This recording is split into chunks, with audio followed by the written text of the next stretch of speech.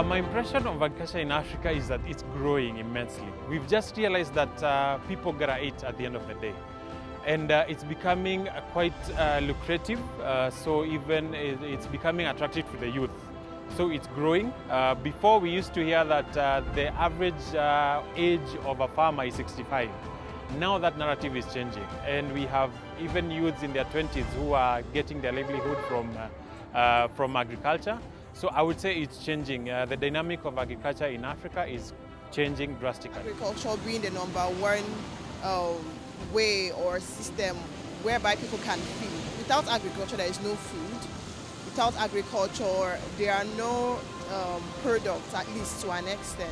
So agriculture is very important, and I feel like we're not doing so much in that area, because the first source of agriculture is the land. So in a place whereby people are less secured, even in their own farmlands, I don't know how we expect them to farm. I don't know how we expect them to begin to put in crops or seeds into the soil. So we're not doing enough, but we could do better actually. My impression on agriculture, I think it's a huge thing. Being a small-scale farmer, the fact that me being a young person, I want to indulge more on growing my own food stuff, organic, that being also organic. Having kids also, I want my kids to be eating organic food and everything. Yeah, so I think it's good. The impression I have on agriculture in Africa is that it can be used as a way to sustain us in this economy. Like for instance, now if you take the continuing increase in food, we see that there are a lot of things that can be solved if plenty of our people go into agriculture.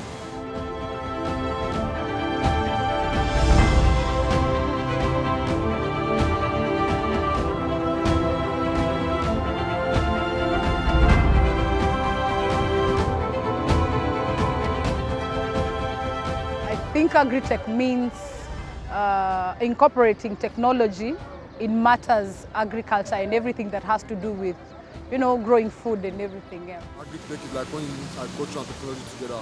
So we can say that agriculture is like when agri-tech is like when you're incorporating technology inside agriculture to be able to better help farming activities. I've heard of the term agri-tech, and it resonates quite well with me.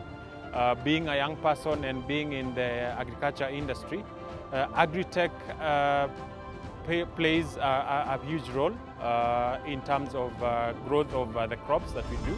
Mainly, I'm in the mushroom industry. I grow mushrooms, button and oyster here in Kenya. And being quite a young industry, technology has really helped me. I don't know much about agri-tech, but I know that I've seen videos about other countries and how they infuse technology into agriculture, in the sense that people don't need to wait for the time or the season for each fruit to eat it. For instance, corn or mango or pear, the way things are done now in other countries, there's this system whereby they make these things available.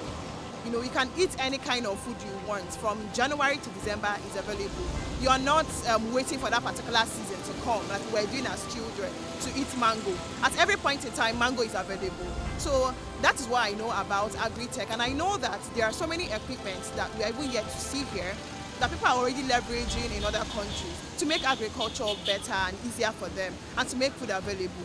So agriculture isn't that difficult. We can make it easier, but with the right knowledge, the right equipment, and of course, technology.